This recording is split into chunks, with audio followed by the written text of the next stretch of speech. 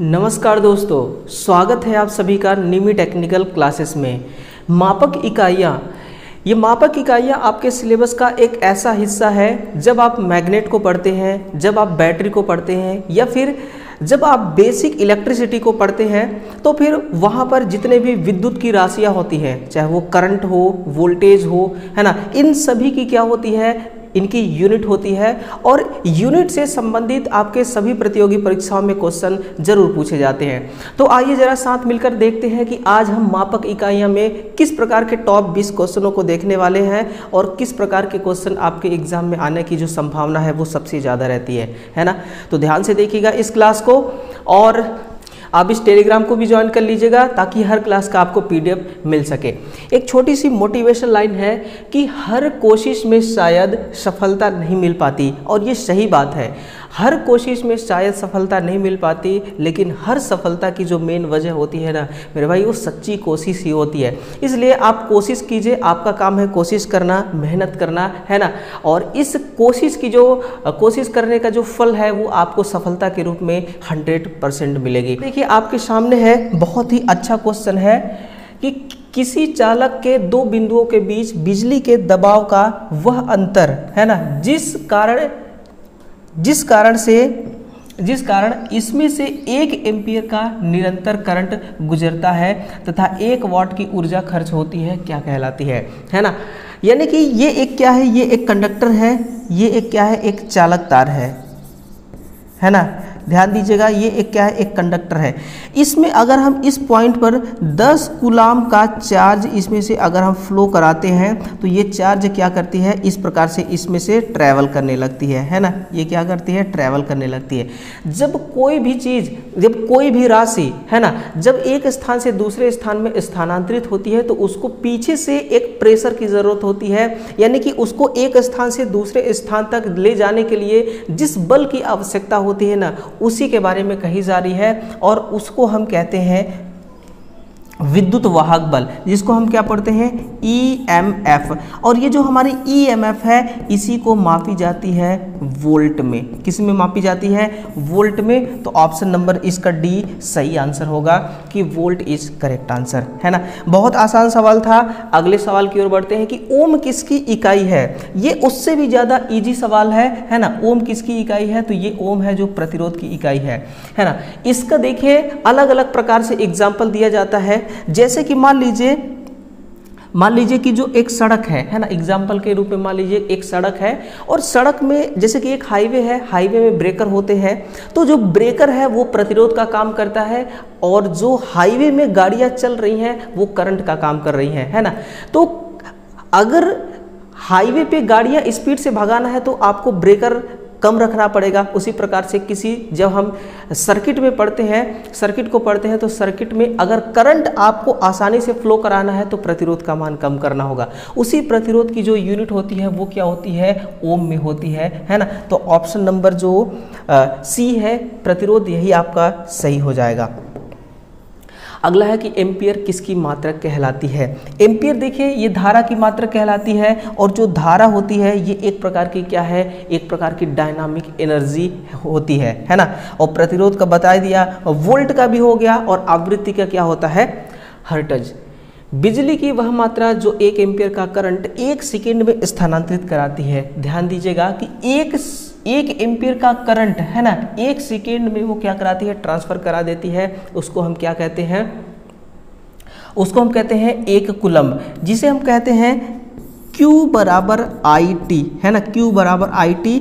अब ये Q बराबर IT ये इसका बेसिक सूत्र हो गया। यहाँ से और हम किस राशि की गणना कर सकते हैं, धारा I बराबर Q/T से हम यहाँ पर करंट की भी गणना कर सकते हैं। इसी के साथ में हम टाइम बराबर Q/I के द्वारा, है ना, Q/I के द्वारा हम टाइम की भी गणना कर सकते हैं कि कितना टाइम लगा इस आवेश को एक जगह से दूसरी जगह ट्रांसफर होने में, है ना। तो 1 कूलम जो है इसका, यही इसका करेक्ट आंसर हो जाएगा। ठीक है, बहुत आसान सवाल है, बस आपको देखना है। आगे चल के कुछ अलग प्रकार की सवालें हैं, उसको भी आप देखिएगा, जो आपके एग्जाम के लिए काफ़ी महत्वपूर्ण है। क्योंकि अभी देखिए असिस्टेंट लोको पायलट के भी एग्जाम होना है ना। और इसके अलावा अभी बिहार वाला तो फॉर्म अप्लाई होना स्टार्ट हुआ नहीं है, BSPSCL वाली वैकेंसी, लेकिन फॉर्म बहुत ही जल्द भराना स्टार्ट होगा। और फिर इसका भी एग्ज़ाम होगा, MPPGCL का एग्ज़ाम होगा, UP मेट्रो का एग्ज़ाम होगा, इसरो का एग्ज़ाम होगा। तो कई सारे ऐसे वैकेंसीज है जो आपके सामने खड़ी है। नेक्स्ट है क्वेश्चन नंबर 5 कि एक बंद सर्किट है, एक बंद सर्किट में इंडक्टेंस की वह मात्रा बताइए जिसमें 1 वोल्ट का विद्युत वाहक बल उत्पन्न होता है जब सर्किट में चल रहा 1 एम्पियर प्रति सेकेंड की दर से समान रूप में बदलता है, क्या कहलाता है ना। यानी कि एक सर्किट है, ये क्या है, ये एक सर्किट है। देखिए यहाँ पर ये एक कॉइल है, इस कॉइल को हमें क्या करना है, एक 220 वोल्ट, देखिएगा 220 वोल्ट की AC सप्लाई से ऐसे कनेक्ट कर देना है ना। कनेक्ट करने के बाद जब इसमें हम करंट का फ्लो कराते हैं, ये करंट I है, ये फ्लो हो रही है, तो इसके इस कॉइल के चारों तरफ क्या उत्पन्न होता है, इसमें उत्पन्न होता है विद्युत वाहक बल, जिसको हम क्या कहते हैं, जिसको हम कहते हैं EMF, है ना। जब सर्किट में चल रहा 1 एम्पियर प्रति सेकेंड की दर से समान रूप से बदलता है। अब ये जो करंट का मान है, हर क्षण हर सेकेंड ये एक समान रूप से क्या हो रहा है, चेंज हो रहा है। इसको हम क्या कहते हैं, इसको हम कहते हैं कूलम्ब, है ना। नेक्स्ट है कि किसी चुंबकीय सर्किट की वह मात्रा जो एक बार में सर्किट को काटते समय 1 वोल्ट का विद्युत वाहक बल उत्पन्न करता है। यूँ समझिए कि आपके पास ये क्या है, एक चुंबक है ना। ये चुंबक है, N पोल हो गया और S पोल है, ठीक है ना। इस चुंबक का ये है चुंबकीय क्षेत्र, ये क्या है, इस चुंबक का ये है चुंबकीय क्षेत्र, है ना। इसी चुंबकीय क्षेत्र में आपको क्या करना है कि एक ये कॉइल रख देना है। ये क्या है, एक प्रकार का ये कॉइल है, समझिएगा, है ना। समझिए ये क्या है, एक कॉइल है। जब ये कॉइल इस चुंबकीय क्षेत्र के संपर्क में आता है तो इसमें 1 वोल्ट का EMF जनरेट होता है ना। 1 वोल्ट का EMF जनरेट हो जाता है जब इसकी मात्रा को 1 सेकेंड में एक समान गति से 0 से घटाया जाए, यानी कि इस चुंबक को कॉइल से उसी स्पीड से दूर किया जाए, है ना, एक समान स्पीड से दूर किया जाए। यह कौन सी राशि कहलाती है ना। ये कौन सी राशि कहलाती है, तो इसको हम क्या कहते हैं, इसको हम चुंबकीय सर्किट में यह राशि उपस्थित होती है, विद्यमान होती है, जिसको हम कहते हैं वेबर। यानी कि आप ये भी कह सकते हैं कि ये वेबर की क्या है, डेफिनेशन है, इसकी परिभाषा है। बिजली के किस राशि को फैराड की इकाई मानी जाती है, तो ये देखिए ये कैपेसिटर की होती है। बड़ा आसान सा सवाल है, आप कमेंट करके बताइएगा कि जो कैपेसिटर होता है इसका खोज किस वैज्ञानिक ने किया था, है ना। 1 kg के पुंज में, अब ये पुंज भैया किस, ये पुंज क्या है, तो पुंज का मतलब होता है द्रव्यमान, है ना, नोट करिएगा। पुंज का मतलब होता है द्रव्यमान, है ना, वजन।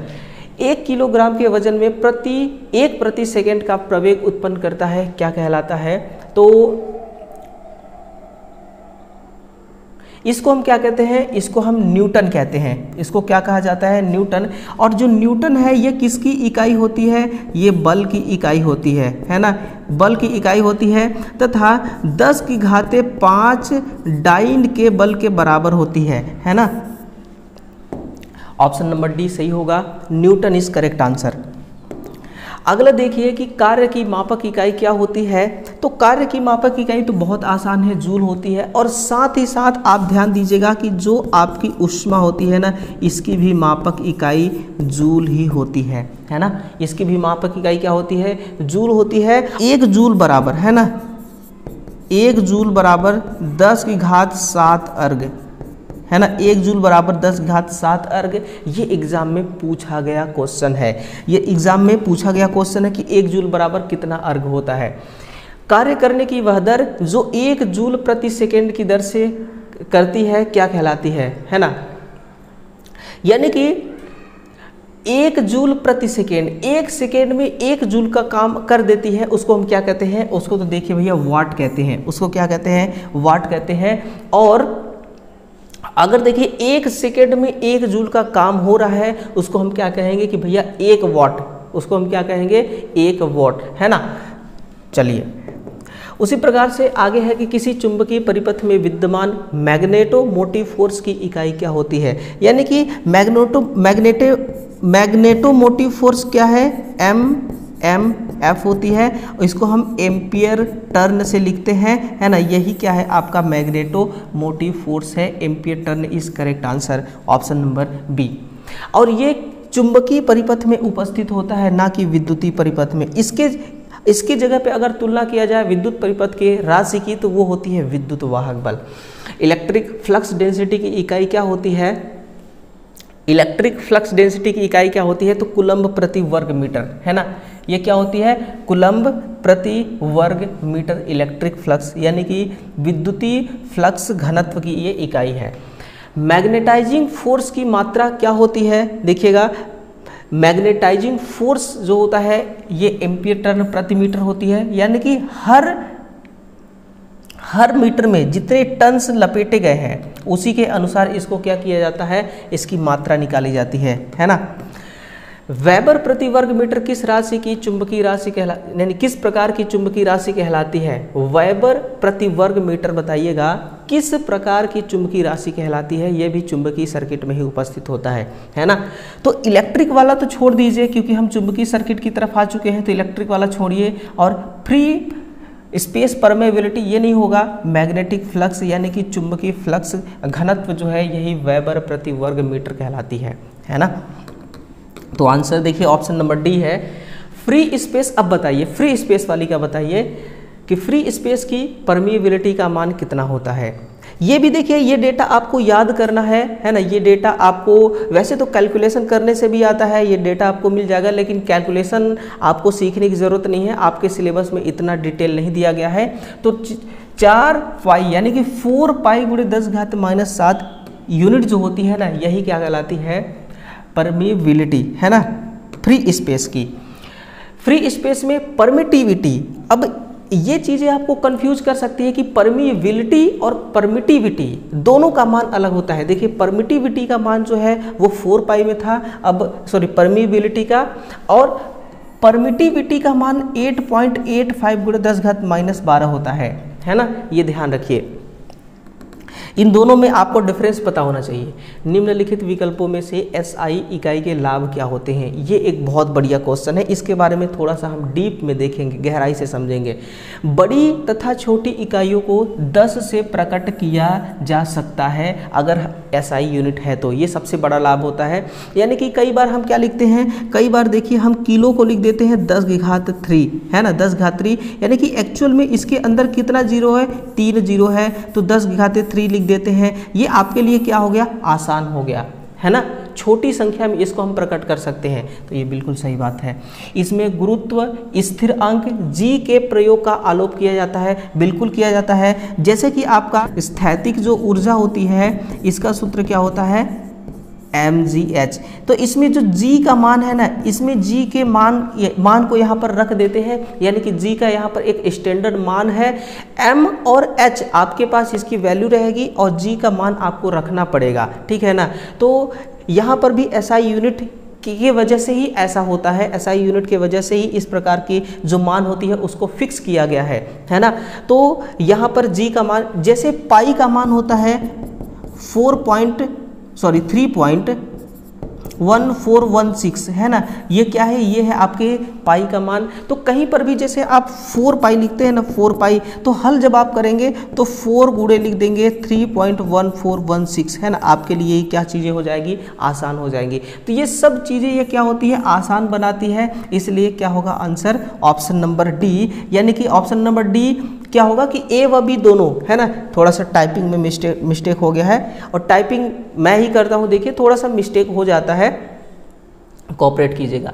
इलेक्ट्रॉन वोल्ट, यानी कि 1 इलेक्ट्रॉन वोल्ट में कितने जूल का कितना जूल होता है 1 इलेक्ट्रॉन वोल्ट में, ये हर किसी को आना चाहिए। ये सवाल देखिए 1.602 × 10⁻19 का जो 19 जूल होता है ना, ये होता है 1 इलेक्ट्रॉन वोल्ट के बराबर।